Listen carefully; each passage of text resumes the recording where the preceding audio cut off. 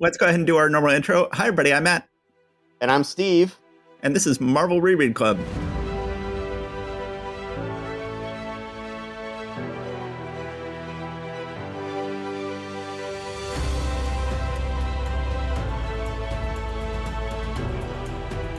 Yeah, I was wondering if you were going to have Rob say, and I'm Rob, but I guess not this time. So we have a guest with us today, which is wonderful. Rob Salkowitz, would you like to introduce yourself? Sure. My name is Rob Salkowitz. I'm a writer and sayer of things about comics. I write for Forbes, where I'm senior contributor for media and entertainment. I write about the industry at ICV2, which is the trade pub of the comics biz. And sometimes I write at Publishers Weekly. A few years ago, I wrote a book called Comic-Con and the Business of Pop Culture. And that made me the guy who wrote a book about Comic-Con. So I get to go to Comic-Cons and talk about all this stuff. Fundamentally, I'm a nerd that's gone pro.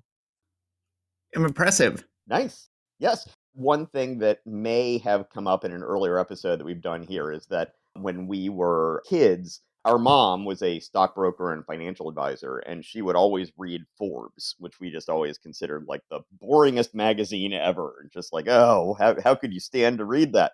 Then meanwhile, we were all into reading about comics. And then, if you had told me at that age that, in the future, not only is Forbes going to have a comics industry correspondent, but you will personally know him, I would have been gobsmacked. And yet here we are. So how on earth did you end up there? How on earth did you end up at Forbes writing about comic books? I have been on the business side of stuff for quite a while, but I've always been a fan. I had written several other books on future of technology in different areas, and around 2011, I was due to write another book, and I was at Comic-Con, and I was looking around, and I say, boy, all the stuff that I'm talking about in terms of the future of business, marketing, technology, digital media, personal branding, immersive events, every single thing that was on the minds of businesses at that moment was happening right there in front of my eyes at Comic-Con. So I wrote the book from a business perspective because nobody had ever done that before. Nobody had ever taken the business of comics seriously enough to say, hey, this is a model for other industries to get right a lot of the stuff that companies were spending millions of dollars getting wrong. And it was kind of an interesting moment when everything was sort of in the course of blowing up. The Marvel Cinematic Universe was just kind of getting going, and it was just kind of dawning on people that this was kind of a big deal. So, having written that book from a business perspective, at some point Forbes came to me and said, "Hey, we need somebody with business cred to write about this stuff because our readers want to read about it." And to this day, I'm still wondering, what does the Forbes reader want to know about the comics biz? I mean, and also, what person in comics would go to Forbes to read about it? Um, but, but apparently, there is an answer to that question because I am, of all of the Forbes contributors, the stuff that I write is some of the highest traffic stuff on the site, which just blows my mind. So there you Right. go. Well, and if you had told me that fact, then I would have been like, oh, that makes more sense. Yeah, because of course, that's what people would want to read about. Meanwhile, Rob, talking beforehand here, we were talking about how this was a casual, no video. So you said you were planning to show up sans pants. So did we go with the plan? No comment. Okay. Well, meanwhile, I decided I'm going to crack a beer You might here. hear the So clinking of ice cubes in the background on the mic. I'm sure it's nothing. It has nothing to do with the scotch and soda or anything like that. well, I just literally cracked a beer on the microphone here. So it's My other podcast, I drink, but I don't drink on this podcast because we record more often and I would become a lush. Like the other podcast, we record an episode like once every 2 months. So I'm like, oh, I'll go ahead and, that'll be my drinking podcast, but not this one. Before we jump in, I just want to see if there's anything else I want to ask Rob about. So, Rob, what are you writing about right now with comics? What was your assignment today?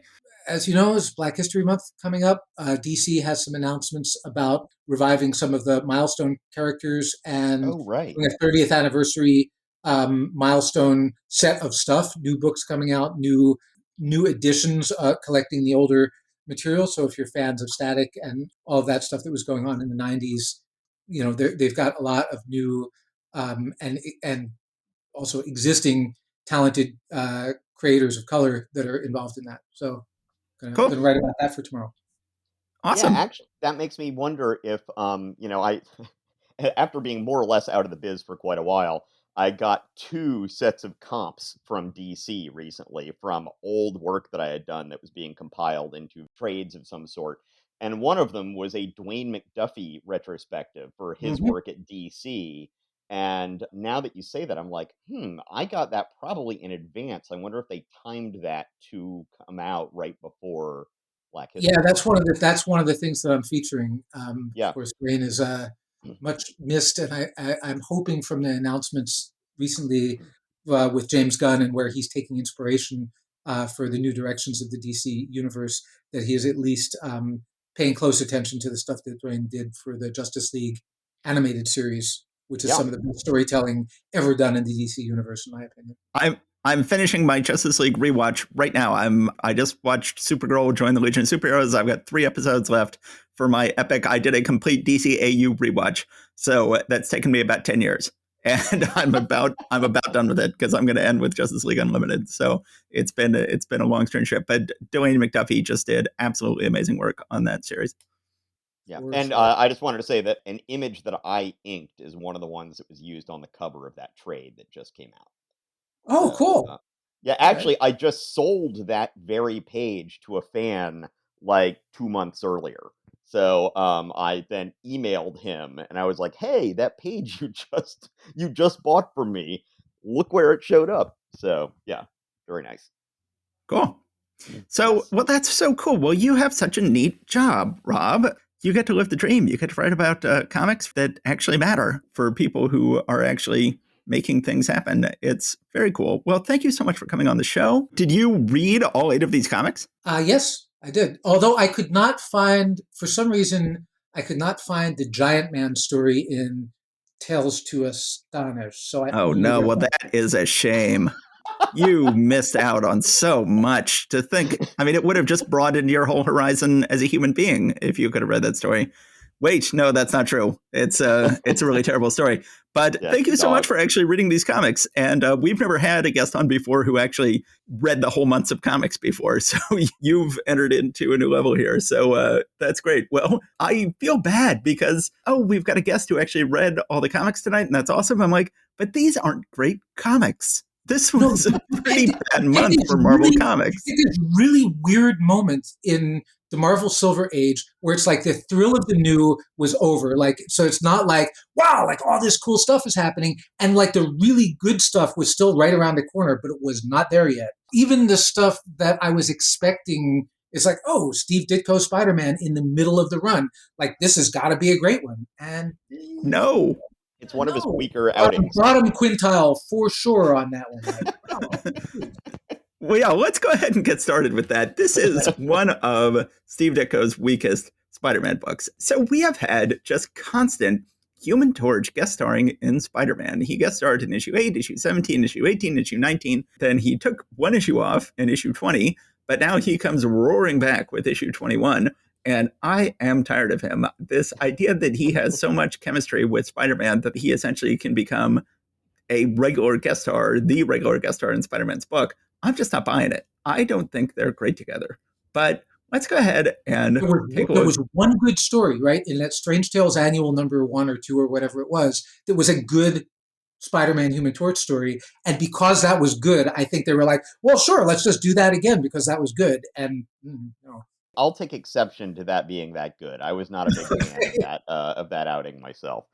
That was like the most extended Spider-Man story Kirby ever did, I think. So I think it's an interesting issue. But yeah, I'd forgotten about that when I was talking about all the times they've been together. But so this is Spider-Man number 21. The big problem is we not only have Human Torch, we've got one of Human Torch's villains. We have 2 books this month in which Human Torch's villains are so wonderful. Everybody just loves the villains in the Human Torch book, and they're good enough to graduate to other books this month. So we've got the Beetle showing up here in Spider-Man, and we've got the Eel, of all people, showing up in Daredevil, of all places. We go ahead and do this book. There's a lot of complicated plot going back and forth in this book that we don't necessarily want to get into. The Beetle gets out of prison. Human Torch finds out about it and ditches Dory Evans. So then, meanwhile, we've got Spider-Man going around. We've got this sort of general progression in terms of how much the public hates and fears Spider-Man that's been getting worse and worse with every issue. And now it's gotten to the point where Spider-Man just goes out in the street and everybody just flees in fear, I guess because Jameson is just having more and more effect. So this is sort of a new thing. And he's still not officially against the law yet. He's still not officially being hunted by the police yet, but surely that's coming here. Spider-Man, the Beetle, and the Human Torch all almost run into each other, but they don't. Human Torch then goes back to Tori Evans, who is, like the whole idea that she just can't stand the Human Torch never really felt like a good story thing here. The Beetle has followed the Human Torch back to Tori Evans' house, figures out there's a connection between them, and then decides he's going to go after Tori Evans. Yeah, so the whole Torch Dory Evans thing, I think it had potential, but they just completely botched the execution from day one. Where was it here? Very well, we'll see. But remember, just one cry of flame on, even a whisper, or just one little spark, and you better forget my phone number. He's like, it's a deal, love of my life. But what did they feed you when you were a baby? Nails? And it's just sort of like, wow, this is a bitter old couple who is, who has been putting off divorce for way too long, but they're teenagers. Remember, this is like 40-year-old Stan Lee writing this dialogue, and probably all that he knows about contemporary teen culture is stuff that's on like sitcoms or in pop culture. He has no firsthand experience of this except for his own life back in the 40s, right? So his takes on contemporary relationships leave a little to be desired across all of them, I think. Yes. So the Dory Evans is out shopping, and it's just, hey, Tommy, come back with my football. So just some kids who are playing football knock her over and all her packages. Peter Parker, then of all people, runs into her, helps her with her packages, sees she's dropped her wallet, goes back to her house to bring her wallet. She then offers him a drink, and they hit it off. And then Human Torch, Johnny Storm, then comes up and it's like, who is that dude who was just leaving your house? And she decides, I'm going to go ahead and tell Johnny Storm, that he was a much nicer boy than you, and I wish you would be as nice as him. So then Johnny Storm, not happy with this, he goes and finds Peter Parker while dressed up as Human Torch and threatens to beat him up for making time with his girl. Unfortunately, Peter is with Betty, who now is like, now I see you were cheating on me. Flash is there. Flash overhears all this and is like, Peter, like, just yelling at a superhero and telling him, you may be a big, brave superhero to everyone else, but to me, you're just a knuckleheaded pain in the neck. Get the message, but Flash is still not impressed. Then Betty can't be convinced that Peter is not cheating on her. Meanwhile, the Beetle, I guess this is very confusing. The Beetle was outside Dory Evans' house preying on her, and then she was out shopping, and now she's back in her house, and the Beetle is still outside her house preying on her. I don't know if he was just calmly waiting outside for her to go do her shopping and to have her tea with Peter Parker. As you can see, this is what I'm saying. There's a lot of plot going on here. It says that he's waiting for the Torch to show up. So he doesn't care if she's, he's not trying to follow her. He's just trying to be there because the Torch is eventually going to show up at her house. So he's been hanging out all day, just waiting. Spider-Man shows up instead because Spider-Man's like, wait a minute, Betty is so mad at me. Why shouldn't I have a little fun with the Torch? He's jealous of Peter Parker. How would he feel if Spider-Man made a play for his gal? The poor guy will explode. So then Spider-Man goes to hit on Dory. This is a rehash of the backup story in that Strange Tales Annual #2. Remember, there was the second story where Spider-Man... No, that wasn't Strange Tales Annual #2. That was Spider-Man #8. The Tribute to Teenagers issue. Teenagers book, yes. Yeah. Yes. But this is a complete rehash of that little short story. Yes, where Peter Parker decided to go hit on Dory Evans. That happened, that's right, in that book. And now here it is happening again.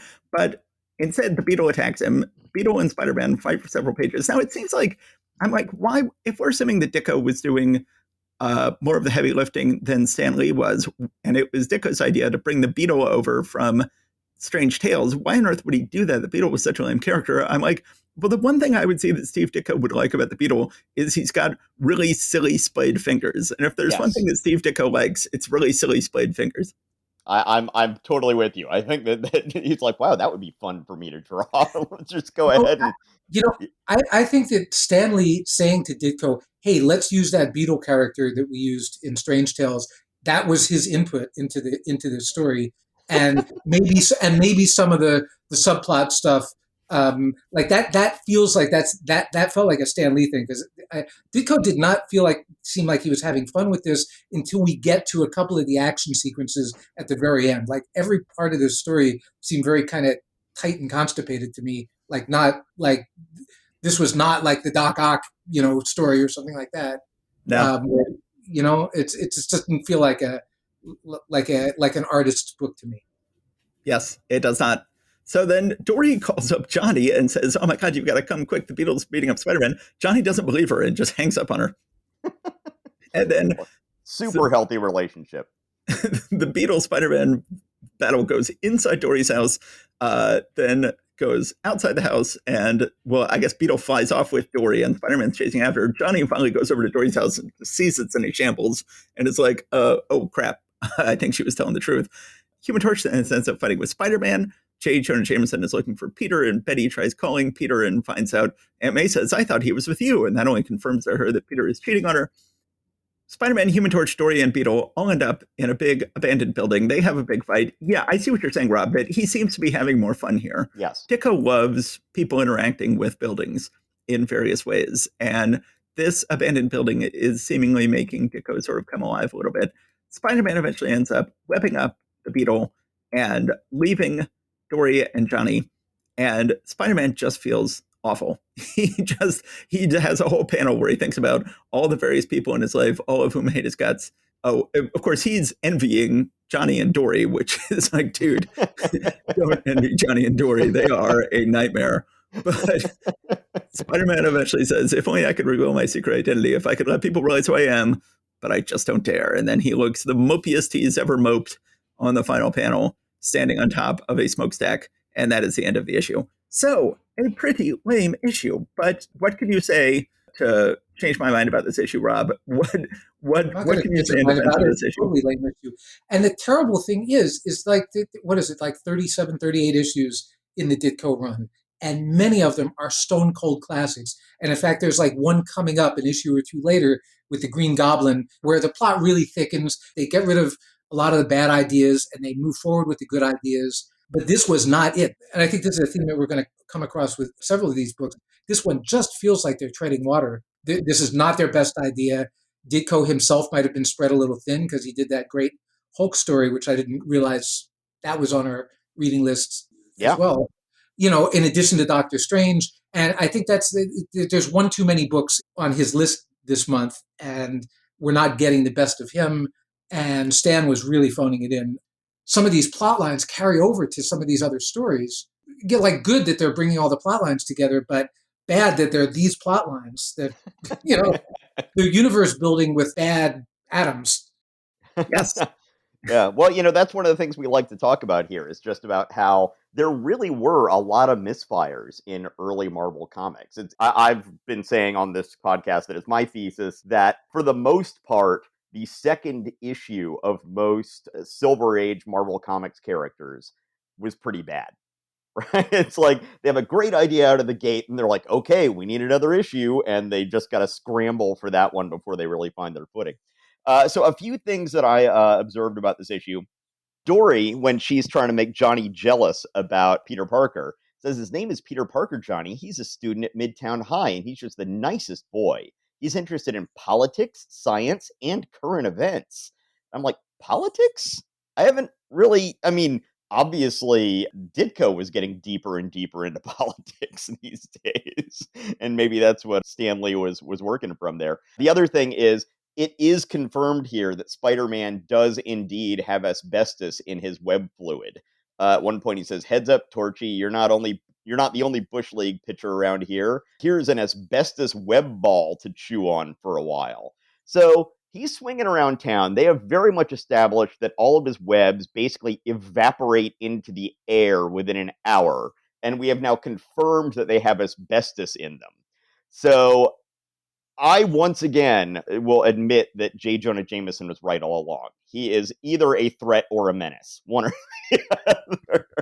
Is this a bigger problem than all the people wearing lead-lined suits, to keep Superman's X-ray vision off them? I mean, I don't know. There's a lot of ambient environmental hazards in the Silver Age. This is true. The last observation I had was that when Spider-Man and Torch catch up with the Beetle, and he has set Dory down because he only wanted her to get to Torch. Torch shows up and he sees, oh, Dory's okay, and he just says, okay, good to see you're safe. I'm going to go fight the Beetle now, and just leaves her on the roof of this half-wrecked building that's crumbling down around her. Just quickly Yeah, getting more and more wrecked as the story goes. Yes. exactly. It's like, I don't think that was a good. Okay, never mind. But yeah, I think, Rob, it's a shame that you ended up with such a dud of a Spider-Man issue. And I think you've got a good point that Ditko at this point has been spread thin for a while, because Ditko is, bumped up to 3 books. He was doing just Spider-Man and Doctor Strange for a long time. And now for the last, 5 months, he's been doing the Hulk as well, which he has not been inking. He's continued to ink himself on Spider-Man and Doctor Strange, but you can tell he's less committed to the Hulk because he's not inking it. I don't know how much longer he's on the Hulk, just for a couple more months, I think, and No, then yeah, he'll be able to focus on those books. Yeah, he's gonna leave the Hulk, and he's gonna get on big time on Doctor Strange soon. Like all of these issues, with one exception, there is one stone cold classic in the stack that you gave me that I'm sure we'll get to. But the rest of them is like very inverted expectations. Like if you had told me, and you did tell me, like this is the list, and I looked at the list, I said, okay, the Spider-Man's going to be good, the Fantastic Four is going to be good, the Iron Man's going to be crappy, the Strange Tales is going to be crappy. Like that's my expectation of this era. And no spoilers, but like that was not the way it shook out to me. Like the stuff that I really liked here was not the stuff I was expecting to like, and the stuff that I thought, oh, like obviously it's a prime Ditko Spider-Man, it's going to be great, and it's like, oh no, this is this issue, like, ooh, Uh-oh. Yeah, well, I can't wait to find out what your actual feelings were on these books. So let's keep going. Yes. And well, that's why we brought you in, Rob. We said, this is going to be a really lame month. Who's a good guest to bring on? Hey, give me all your crappy ones I can tee off on. I know who to inflict this one on. Okay. So let's move on to Daredevil. The Man Without Fear is going to battle the Fellowship of Fear. Now, I actually don't know. Do we ever see the Fellowship of Fear again after this? I'm not sure. Mr. Fear comes back a lot, but I'm not sure he ever has a fellowship or this fellowship with him. All of these villains end up coming back, but this just seems like a weird constellation of them that we're going to get here. So this one is very strange. We have Mr. Fear, Ox, and Eel. So yes. Ox, usually part of his own group, who is not with that group here. Ox has been separated out from the Enforcers. The Eel, who's always been a solo Human Torch villain, and then this new villain, Mr. Fear. It is a bizarre conglomeration of villains. And then the Eel is going to go on to be a henchman of Count Nefaria at one point in the future too. It's just he's got a weird career. Okay, but right now we're talking about Daredevil. Oh, and I'm going to time myself like I should, because I'm the one who usually has little discipline on actually keeping this short. Written with the fabulously flawless fantasy of Stan Lee, illustrated with the magnificently modern manner of Wally Wood, lettered in the screamingly sophisticated style of Sam Rosen. As I've said before, while I absolutely think that Wally Wood is just one of the greatest comics artists and creators generally in the entire history of the industry, I am generally not a fan of his Silver Age Marvel output. And not that there's much of it, but I just don't think he's a good fit for this at all. And actually, Wally Wood didn't think he was a good fit for it either, because he doesn't stick around long. So we start out, Daredevil is seeing a movie set filming a bank robbery. It turns out that the Fellowship of Fear, whom we have not yet met, set this whole thing up and hired a director to say, hey, we just need you to be here and film this thriller that we're wanting to make a movie of. You just need to run the cameras. They use that as cover to actually break into this place. Well, Daredevil comes in, tries to foil him. They have a battle, and then we see Mr. Fear for the first time, who shoots his fear gun at Daredevil, and he freaks out in panic and runs. And everybody sees this, especially because there was a whole camera crew here, and everyone's talking about how Daredevil's a coward, and he's worried that, oh, have I turned into a coward? What's going on? And then this is the second time that we've had a fake film involving the Ox, and the second time that people said, like, I assumed that was just an actor wearing an ox mask. And it's like, no, it turned out it was the actual Ox. We had that before in Spider-Man number 13, I think. They were like, oh, they did a really impressive job making that actor look like the Ox. Second time that's happened. This felt like a missed opportunity to me, too, because this plot is like made for Mysterio, who's a cooler looking villain. And it would be perfect because he couldn't fool Daredevil because Daredevil's blind, right? He's not going to respond to illusions, because he's like the special effects guy from the movies. And so Right. Eventually Mysterio will become a major Daredevil villain in the Kevin Smith run, I believe. yeah, we had to wait. We had to wait a little while for that one. But Have to wait a long time. But does he? I mean, he was available. He was sitting there on the bench, and instead they're like, "No, let's use the eel for this," and then the ox. Like, okay. Meanwhile, we now find out about where Mr. Fear came from. Turns out that he was running a wax museum where he had wax likenesses of all the various super characters in the Marvel Universe.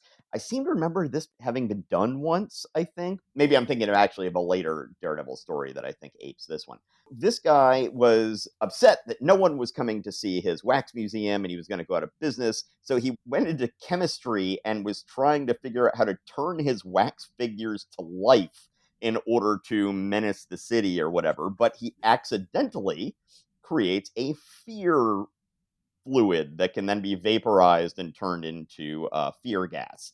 So he's like, Because oh, okay. he becomes terrified of his own cat and realizes he must have invented fear gas. But Yes. I love how Wally suddenly stops doing panel borders here, and I think it looks really nice. I think it's a real nice change of pace from Marvel Comics to see some panel borderless panels. Yeah, Well, no, the thing about Wood, because Steve, you touched on this, it's like not only is Wally Wood one of the greatest comic artists to ever put, pen to paper, but very unusually at this moment, even in 1963, he was a comic artist with his own fan base because he had come from EC. right. So there were all of these people who knew who Wally Wood was. And the fact that Wally Wood is drawing for Marvel was actually a big deal in the moment. Like when that happened, right? So it was a huge coup. It was like second string lower division team suddenly like signing the Cy Young Award winner to pitch in their game.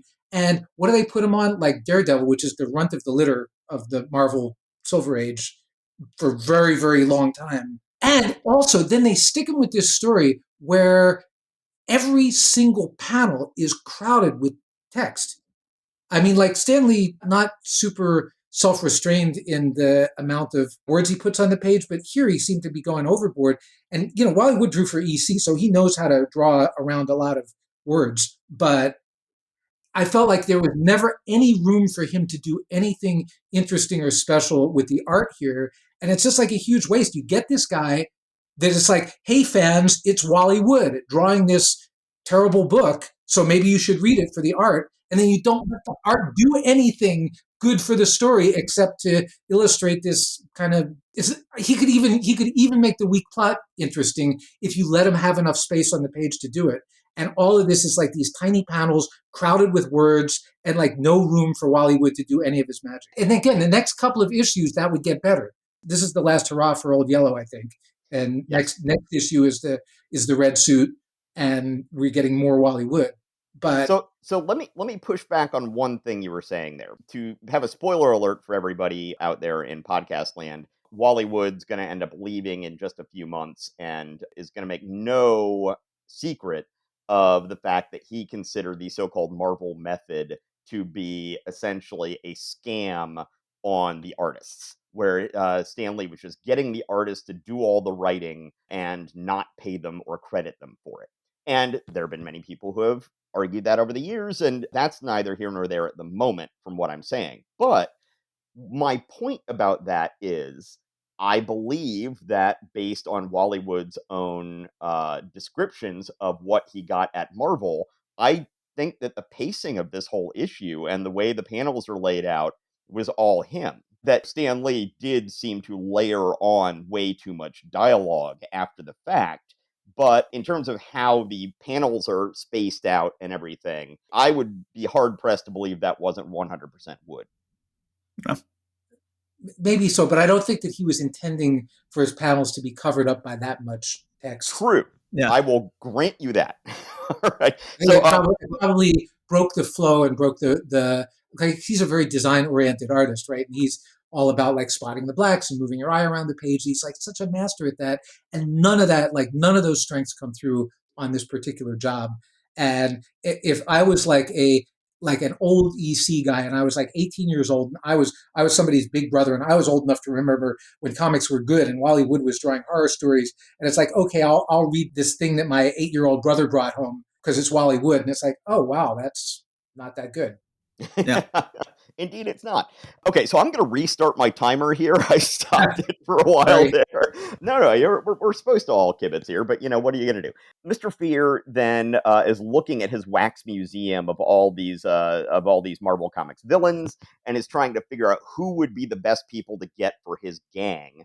And he wants people who would be helpful and powerful, but not smart or powerful enough to take over the gang. So he picks out the Ox and the Eel. The Ox apparently got parole from jail before the rest of the enforcers, so he just goes and snaps him up while he's a free agent.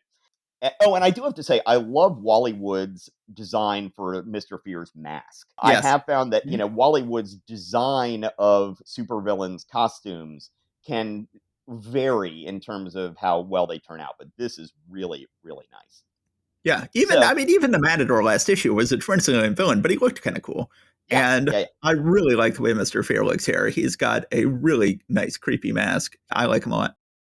So this guy's putting out a press release or whatever about his new Daredevil wax sculpture at the Wax Museum, and everyone in the Murdoch and Nelson and Murdoch offices is like, oh, this is going to be great. I want to go see it.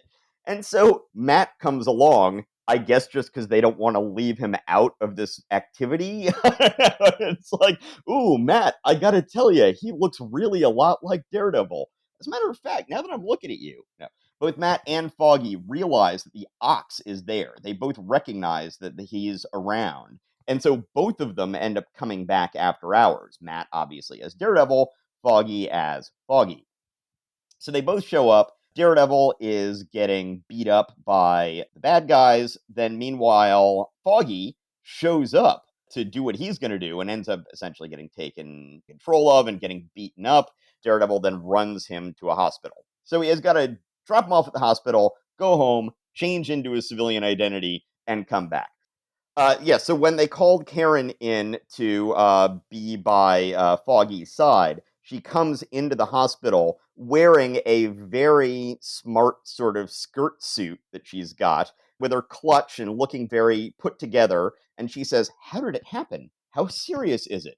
Will he be all right?" And the doctor says, "Easy, Miss Page. Try to compose yourself. We're doing all we can." I'm just looking at this like, she could not be more composed in that panel. Like, if She you said put on a suit. draw Karen Page very composed, that's what it would look like.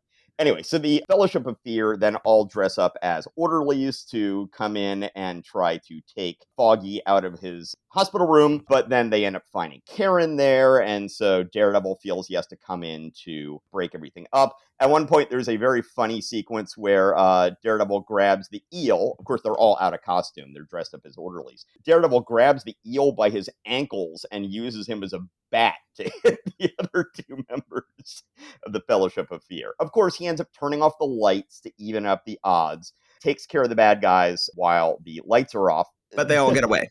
Yeah, they all get away. Mr. Fear is like, oh, you know what? The police will never suspect us to go back to the Wax Museum, so it'll be safe for us to go there. I'm like, I don't know how that logic works out, but sure, why not? So they show up, and it turns out that the Daredevil wax sculpture that's there in that particular moment is actually Daredevil, and he comes out and he Well, fights so the guys. we already had Ox and the Eel try this before on page 10, where Daredevil is walking into the Wax Museum, and it's like, that's clearly the Ox and the Eel standing there, but they're pretending to be wax statues, and they think I'm going to fall for that. But then Daredevil's like, hey, that was a good idea they tried before. Now I'll pretend to be a wax statue, and this time it works. And Mr. Fear does not suspect that the wax statue of Daredevil is actually Daredevil. Then, meanwhile, Daredevil apparently knows more about the layout of Mr. Fear's wax museum than Mr. Fear does, because he knows how to go by the exhaust vent that is going to protect him from the fear gas. Daredevil throws some sand on the eel so that he's easier to grip. The Ox at one point gets Daredevil in a bear hug, and Daredevil plays possum to then be able to break himself out. He then runs around into a blind alley, and Ox comes and absolutely clobbers him. But apparently, this is the mannequin that Daredevil had replaced inside. Then he's able to get the drop on the ox and take him out. He wraps them all up, basically calls the cops, and then heads back to the hospital room where Foggy is getting better. That's about it. As you said, Wally Wood is just not a good fit. I don't know how much of it is his talents are being wasted by Stan, how much of it is he is realizing that this is just not something that he is into, and so he's not giving it his all. If it's just he was put on Daredevil, which at this point was a super lame character with a super lame batch of villains. And a low selling book too. I mean, it's like I Yeah. think Stan was like, okay, this book needs help. We'll put him on this book and see if they can save it. But this calls to mind like one of the more baffling decisions. So Marvel, for contractual reasons, had like 8 books a month that they could put out or something like that with their distribution agreement. And you had like Captain America and Iron Man sharing a book. You had, Hulk and eventually Submariner, but at that time Giant Man sharing a book. You had Doctor Strange and this weird Human Torch thing sharing a book. Any of those, I think, could have carried their own book better than Daredevil. Yes. Why is Daredevil a 30-page story or however how long this thing is? This was crying out to be a 16-page story. Like there's Yes. no need for this thing to have spread out over an entire book. Like there's too much crazy, useless stuff going on here. And then maybe if they had compressed it, it could have made some sense. For some reason, Marvel feels like they're limited to 8 superhero books a month at this point. So, Yes. they have 7 regular books plus 2 bi-monthly books that alternate. Daredevil And they've got the Westerns and alternates with X-Men. But anyway, so Rob, do you have anything else to add about Daredevil before we move on? No, Jesus, we've spent already too much time on this. Yes, we have. That's a terrible comic. I think I like this better than last issue. I think that Dr. Fear is a better villain, not Dr. Fear, sorry, Mr. Fear is better. He did not go to an evil doctor university.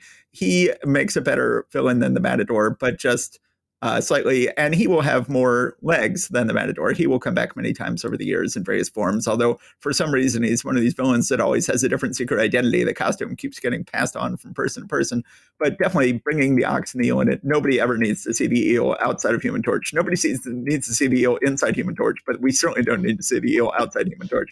And it just gets more and more bizarre when he shows up in the X-Men. I gotta say, I really don't want to see the eel inside Human Torch. That is just not my thing. But hey, man, whatever you're into. All right, let's go ahead and go on to Fantastic Four. So I don't know, Rob, you were implying that you were not a big fan of this Fantastic Four issue. Is that true? In the arc of even the first 40 issues of Fantastic Four, this one was okay. It had its good moments and stuff like that. I think this is another one where there was like a lot of filler, and it's really readers of the Fantastic Four. Better things are coming. Like we're about to hit Frightful Four and Inhumans, and like Fantastic Four is about to get really, really good. This issue is not.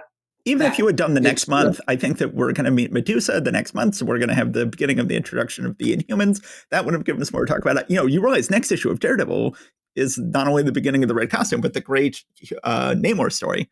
So yes. You're missing a good issue by one on that book. Yeah, so Fantastic Four, we have the first of something that's going to become very common in the Marvel Universe, a college campus issue. This will become a mainstay of the Marvel Universe. Like, what happens when Captain America visits America's college campuses? But here we have Calamity on the campus. If we got a treat for you, enough said. We have a visit to college. We also have the introduction, as we can see on the cover, of Dragon Man, who I am always been a big fan of. So I have some affection for this issue because it introduces Dragon Man. Dragon Man is cool. I'll give you that. Lee and Kirby do a nice job pacing these issues and beginning at the latest possible moment. We don't begin with them sitting around and getting an invite to college. We begin as they all land on a college university. Turns out they're there because Mr. Fantastic is there to give some sort of speech to the students. So Reed hands over all the bags to some students. Sue is mobbed by boys who like her. Reed is mobbed by girls who like him. And everybody is ignoring Johnny because he is a high school kid. And he's like, what's with these kooky co-eds? I guess a high school kid is like nowhere with them. It's a funny runner in the issue that Johnny is constantly miffed. He is not being mobbed here at the college. We then see they meet the dean, and Professor X and Scott Summers are there interviewing students to see if they might want to switch schools to the Professor Xavier's school for gifted youngsters. But Scott thinks too bad our trip here was in vain. Those we tested were not true mutants. Meanwhile, they run across a Professor Gilbert who is making a giant Dragon Man that is never going to come to life. It's like, no, just make a Dragon Man, no reason. But then we cut back to Transylvania, where Diablo escapes from where he was seemingly sealed up forever. For some reason, he's got a completely different color scheme on his costumes from when he was sealed up. And he decides to go get revenge on the Fantastic Four. We cut back to the university. So we already ran into Professor Xavier and Scott Summers. Now we run into Peter Parker. And we get our first ever hint that Peter Parker may be graduating soon. He is coming to check out the university because he's going to be graduating high school soon, and he's doing his school visits. He's visiting university. And Johnny is still pissed off at him for that situation in the Spider-Man issue, right? Right. Yes. And so we must be reading these books in the right order. We generally read them in alphabetical order, so there's no reason to think we would have been reading them in the right order. But here we have a reference back to the Spider-Man, which we've already read, and then it's going to get referenced back to again in Human Torch. We've got 3 different books this month that all mention that interaction from Spider-Man 21. Of course, Johnny Storm and Peter Parker don't like each other, so they have a frosty interaction. We then cut to the football field where everybody is having a fun time playing. We get a sense that Sue is just the most badass member of the team. Once again, she is just completely walloping Ben Grimm when she is trying to extricate him from playing in this football game. Sue then sees that Diablo is driving across campus, and he's like, I think I recognize that guy from somewhere, and tries chasing after him, but doesn't catch up. Diablo gets Professor Gilbert, and it's like, you made a Dragon Man? That's awesome. Great, I've got alchemical stuff that'll bring your Dragon Man to life, and I can attack the Fantastic Four with it. While Reed is giving his speech, the Dragon Man fights the Fantastic Four one by one. Reed's speech is eventually disrupted as first Thing fights Dragon Man, then Human Torch does. Then Mr. Fantastic tries to wrap himself around him. Sue tries to put a force field around his wings. They are in a massive fight. Eventually, they figure out that Diablo is behind it. They catch up to Diablo.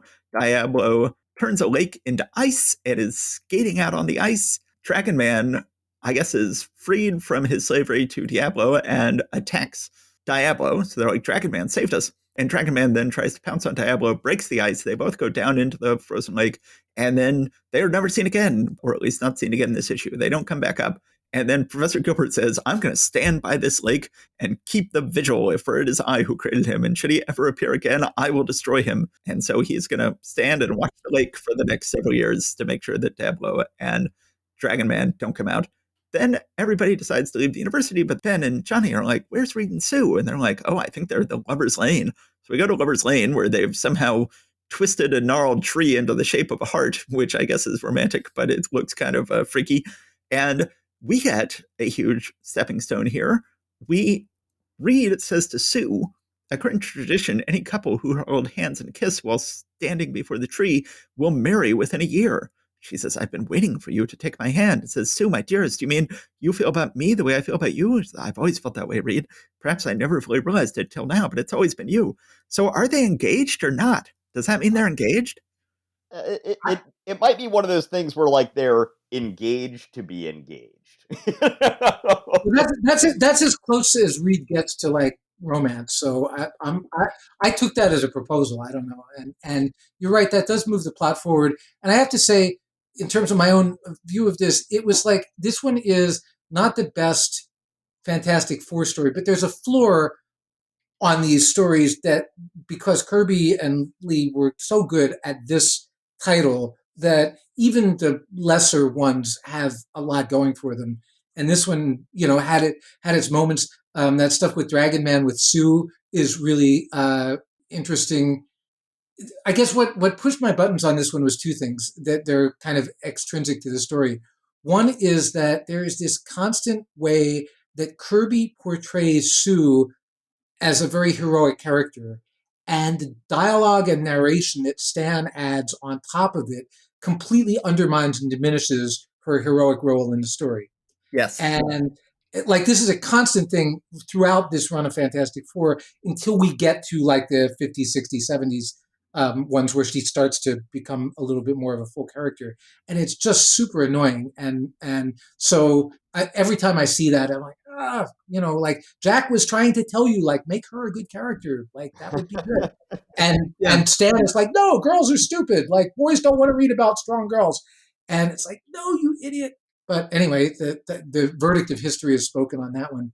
And the other one, and this, Steve, probably speaks to you as an inker, Man, Chick Stone, like of all the guys that ink Kirby in this period, that thick line around everything Uh-huh. just makes everything like Kirby is the most fluid, gorgeous, dynamic storyteller, and then you put this guy that like sets it all in cement, and it's just every panel looks like a stained glass window or something, and I found it very hard to read, especially knowing that that Ayers and Sinnott, who is coming in a couple of issues, and even God help us, Coletta, do a better job getting the energy of Kirby across than Chick Stone does. And all of these issues, no matter what the subject matter, suffer under that to me. That's funny. I kind of like Chick Stone's inking for the most part. I know that Matt has talked about how his lack of spotting blacks a lot can really bother him. But That's another thing for sure. Yeah. yes, But yes, yes. but you That's seem to fine. be having the opposite problem. You think he's putting. Sometimes I think Chick Stone doesn't put No, enough no, ink down it's on the not page, blacks. but you're It's got saying he one puts trick. too much ink down on the page. It doesn't have to do with the amount of ink, I think. It's like how you're using the ink. That essentially, yes, Chickstone does tend to do pretty thick, containment lines, basically, around every character. And I mean, that's a technique, and I find it to be a valid technique. It doesn't bother me the way it seems to bother you, but that's why we have you on here. Stanley hasn't given up the whole thing of trying to come up with silly catchphrases for people. At one point, Johnny says, "Blazin' Bearcats," which I think is one he said before, but it's just like, what?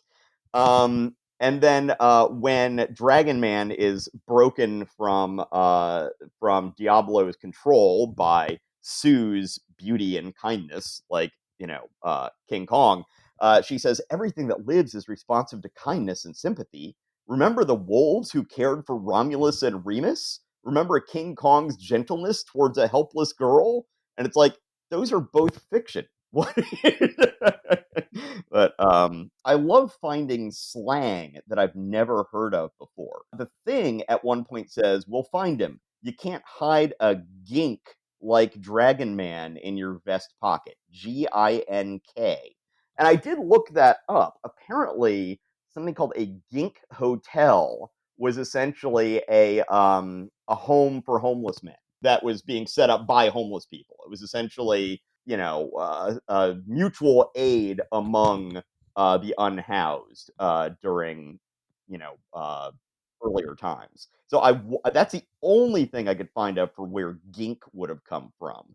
But yeah, that just really jumped out at me.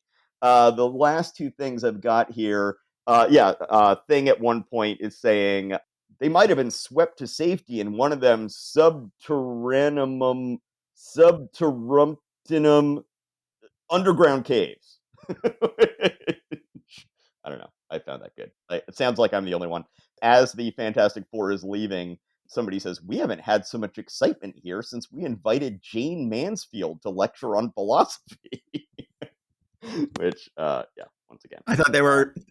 I'm getting too far ahead of myself. I thought they were going to say we haven't had so much excitement since we invited Jane Fonda to speak, but no, that'd be a couple years later.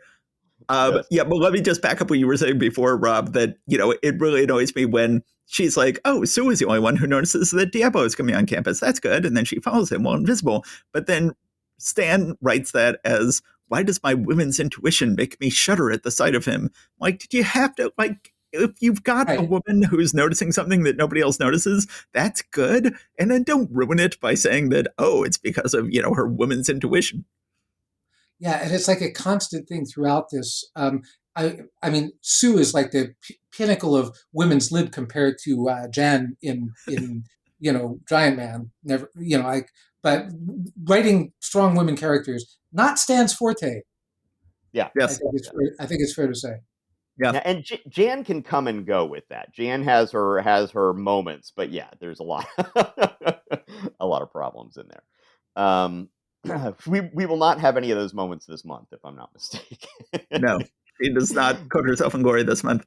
But yeah, no. Well, that's interesting. It's interesting to hear you've got a very different take on Chickstone things than we have. I think we are both big Chickstone fans here. I've never had a problem with the thick lines that he does. I'm noticing it now that you're saying it, that he puts thick lines around the exteriors of the characters, and I can see what you're saying. It sort of feels like stained glass, but I'm a big fan of it, and I certainly like it a lot more than Coletta. And I know Steve's like Stone a lot more than Ayers. I liked Ayers a lot, but I think I've come to like Stone more than Ayers as well. Certainly like him also more than George Bell, who inked the book for a while between Ayers and Stone. And once again, you've got Wally Wood working for you. Have Wally Wood ink Kirby. Maybe there's an idea. I mean, like, Yes. That's what they did. Sky Masters was Sky yeah, Masters. it's like one of the greatest combinations in the history of comics. Like, you've got them both working, and you're not using Wood for anything worthwhile. Like, Don't worry, they're going to have Wood ink Don Heck, so that'll all work out. Yeah. All right. So let's go ahead and move on to Journey into Mystery with Thor. This has some somewhat interesting developments, but one of the less interesting developments is we have the return of the Grey Gargoyle. One thing we do have is at the very beginning of the book, it's like Tales of Asgard has spilled over into the main title here, which is not unwelcome. It's quite nice. A tale told with gusto by Stan Lee, a drama drawn with grandeur by Jack Kirby, and IDYLL. Is that Idil? Idol? Anyway, Idol. an idol inked with gallantry by Chick Stone, and a legend lettered with glee by R.D. Simek. So we have here that big sort of floating Viking ship that, Matt, I think you've said in the future will be how Thor gets around when traveling through space. Yes. And so this is our first glimpse of that, and it looks quite nice.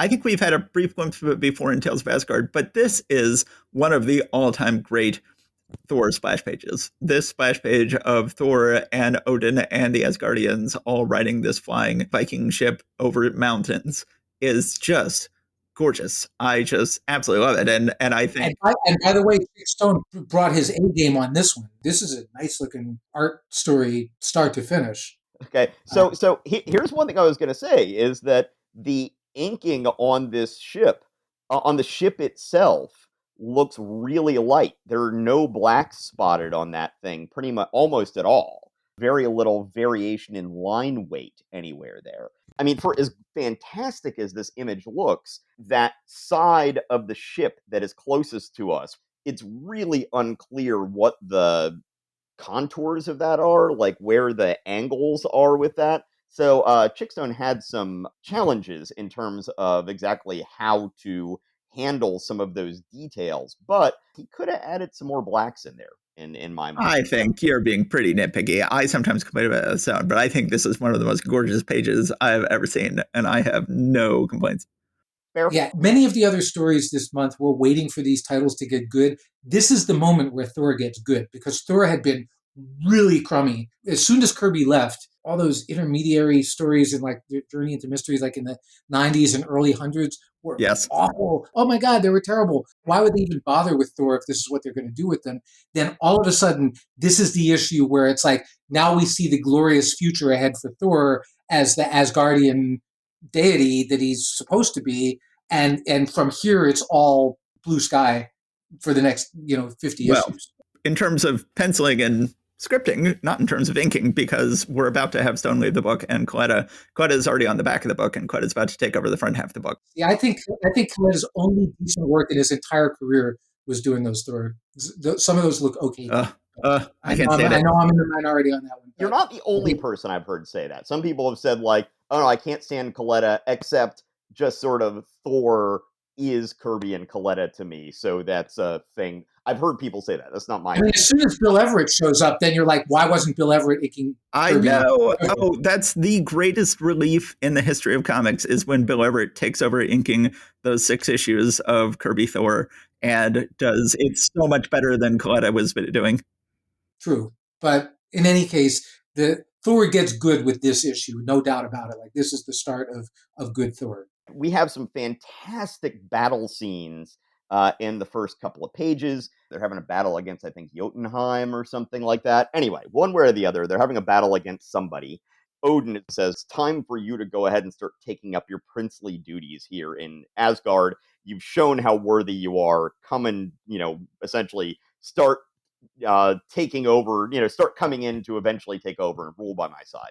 And he's like, yeah, dude, I can't do that. There's this girl. And Odin's like, okay, that's it. You're out of here. And kicks him out. He goes back to Earth, turns back into Don Blake, and decides, that's it. I've got to tell Jane that I am Thor.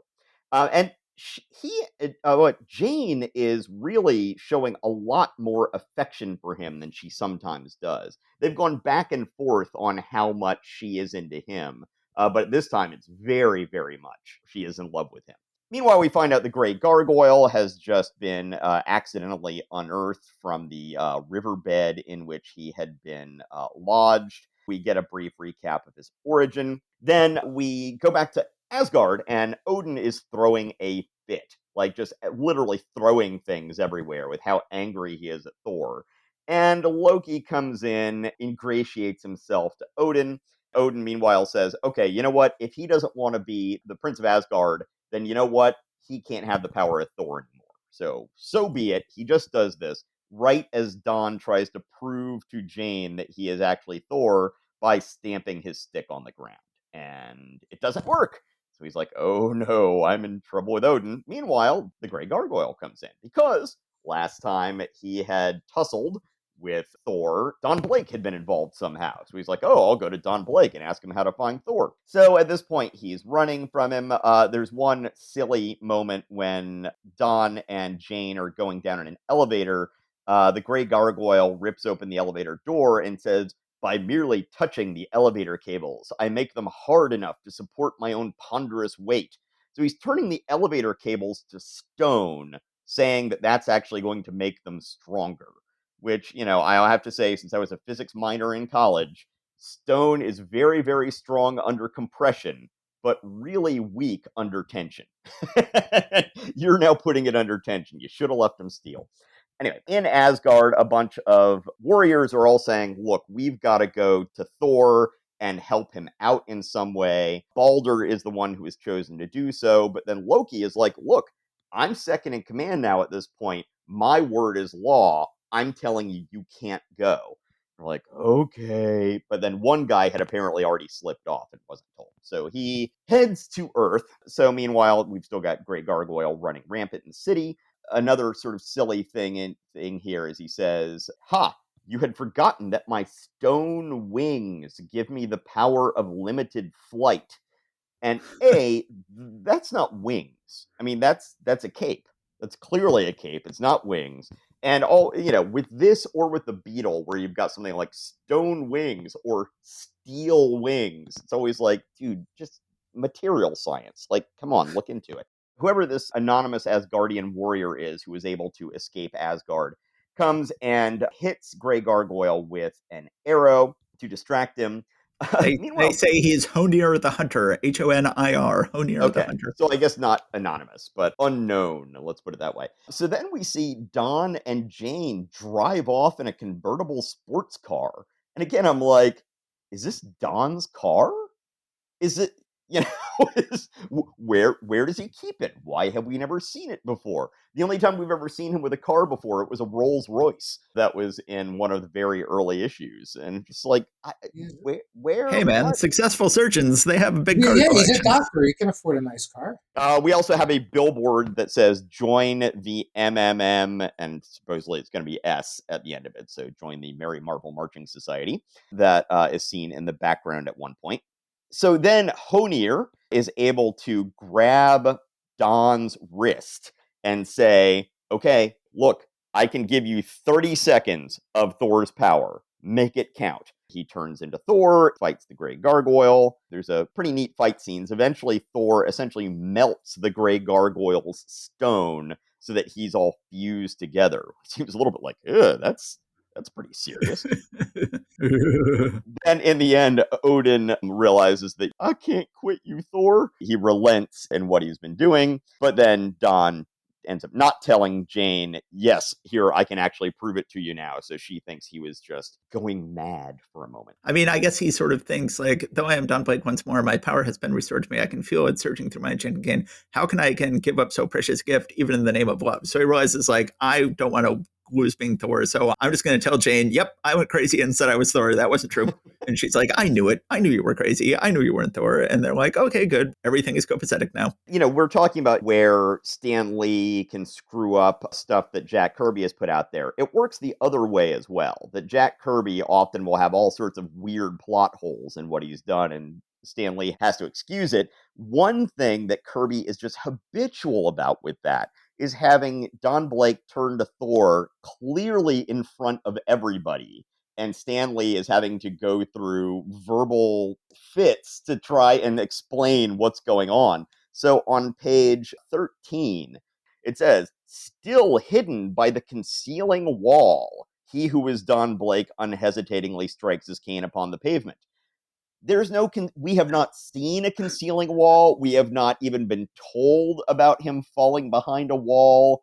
It's It's Kirby that eventually wins that, because the whole Don Blake Thor thing is actually kind of stupid. And I think yeah. Kirby is onto that before anybody is. And then eventually they do away with most of that stuff. I mean, there's still a little of it, but it goes by the wayside that's not what's interesting about Thor, is that he has a human secret identity. And so Kirby is always like, he's more interested in the things about the character that really are worth talking about. And Stan seems like he's wedded that he has to have this secret identity trope, otherwise it's not a superhero comic. And it's like Kirby's like, no, forget about that. Like, the guy is Thor, and Thor is cool. And honestly, the brattiest thing in here is that caption on like page 2 or 3 or something. Yeah, so Kirby's like going nuts on all of this stuff, and Stan says, we told Jack he could do a couple of pages of just action to get it out of his system. It's like, do the whole book like that.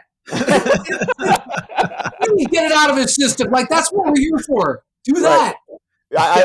I think in things like that, Stan Lee is like, wow, there's nothing I can plaster dialogue all over in these panels. What the heck? Okay, well, I guess I'll still put some superfluous stuff in here about how I can't do that and say what my annoyance is. Stan Lee says, we promised old Jack Kirby to let him get a few of these eye-opening battle scenes out of his system. So here they are. Go ahead, enjoy them. There's no extra charge. And it's like, occasionally the tensions will just erupt onto the page where Stan's like, look, this is what Jack wants the book to be. He wants it to be big Asgardian battles. It's not what I want the book to be. I want it to be Grey Gargoyle and Jane. And so I'm just going to go ahead and acknowledge this tension right here on the page in the caption boxes. There are people now who will claim that, Stan never even saw these books until they were done. And it's like, that's just clearly not true. That clearly the tension is here because Stan is saying, we need to have Grey Gargoyle in this issue. And that is seemingly, all sides seem to be saying, that is not coming from Jack, that Stan is saying what should happen in these issues. It is not the case that Stan is just seeing the books after they're done, as some people claim these days. Before we move on, I want to say that the only other thing I was going to point out is that when Odin is throwing his fit on page 7, these may be the biggest helmet wings we've ever seen Odin have. Odin has had some big helmet wings. Of course, Thor has big helmet wings, but these are the size of cows. Odin's helmet wings on page 7. He has 2 cow-sized helmet wings on his helmet. And I got to say, he's always the king of the huge headgear, but this is setting a new standard even for him. Yes, I hadn't even noticed that. But yes, they're like the length of his whole arm. So in Tales of Asgard, this is a relatively simple story, as they often, but not always, are here. We're now in the boyhood of Loki. And I think the most interesting thing about this story is that we see that Loki and Thor each are wearing tunics that have their first initials on them. So Thor has a big T and Loki has a little L on the pocket area. So they're watching some sort of Asgardian sporting combat competition. Think boxing match or wrestling match or something like that in the modern world. It appears to be sort of a quarterstaff battle, but the 2 quarterstaffs are utterly bizarre, and they're built completely differently from each other, and it seems like a very unfair fight with one of these versus the other, and it's a bizarre sport. Yes. Loki being who he is, interferes with the battle. He uses some sort of magic to blow up one of their bow staffs, or whatever you would call these things. Everyone's like, "Oh, look, it's those two kids up there." So they go up there and get them down, and they're only ragging on Loki. And Thor's like, why aren't you getting on my case too? And they're like, oh, we know you would never pull something like that. And he's basically like, I was up there as well. You should, I should take whatever punishment he takes. And of course, this just endears him to everybody else. And Loki is once again jealous that even though Thor is doing everything he can to try to be nice to Loki, all this does is make Loki more and more bitter and jealous. And that's pretty much the story. It's a really kind of lame story. There's not Yeah. much here at all. Given that we often get, fun little action epics in Tales of Asgard, this is just like we were watching a game and I blew up one of the sticks and then Thor said, you should punish me too. And that's the whole story. I like that they're devoting a lot of issues to the general, gradual sort of psychological development of Loki. And I think this is interesting as a step in the psychology of Loki and him realizing what his relationship is going to be to Thor. But boy, they could have made a more interesting story out of it. What month are we talking about here in terms of when these books came out? Is this like May or? The cover date is February 1965. Oh, all right. Because I'm trying to think, like, were these done around the holidays and everybody like wanted to get out of the office, so they were just throwing in their lamest ideas? And it's like, fine, let's just get the books out because like in my personal opinion, there is one stone cold classic among the ones that you've given out here. We haven't come to it yet, and this was not one of them. So. Yeah. No, I think that this probably would have hit the stands in about November, if I'm not mistaken, by how they usually used to go. So I'm not sure if that necessarily holds up. Maybe they were doing it in August and it was like hot out and everybody wanted to leave. And, I don't know. Air conditioning wasn't a thing yet, right?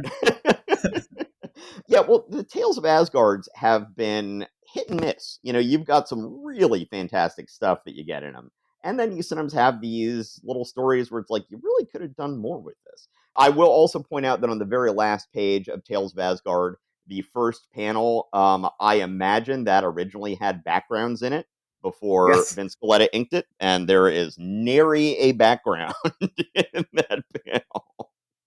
So anyway, I think Vince Coletta probably erased the backgrounds. Yep, most likely. So yes, a perfectly fine issue of Thor and sort of lame Tales of Asgard. Still all worth it, and Thor for those first 3 pages of great Asgardian battles. Yes. That made the whole issue worth it. Maybe the 3 best pages we're going to read this month. So Rob, we record 8 issues at a time, but we break it up into 2 episodes. So are you fine with being our guest for 2 episodes in a row? Yeah, that's fine because we're getting to the one that I really want to talk about. Okay, all right. Well, so let's go ahead and wrap up this episode. This is a special treat, guys. We're going to have for the first time, 2-part special guest. We're going to have Rob sticking around for the next episode. But first, let's go ahead and wrap up the first half of February 1965. Thanks for coming out, everybody. Thanks for being here, and as always, stay safe.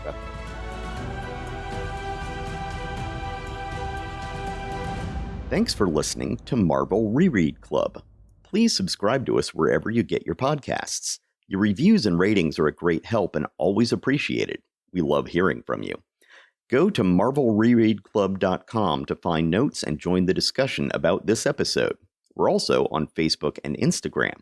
See you next time.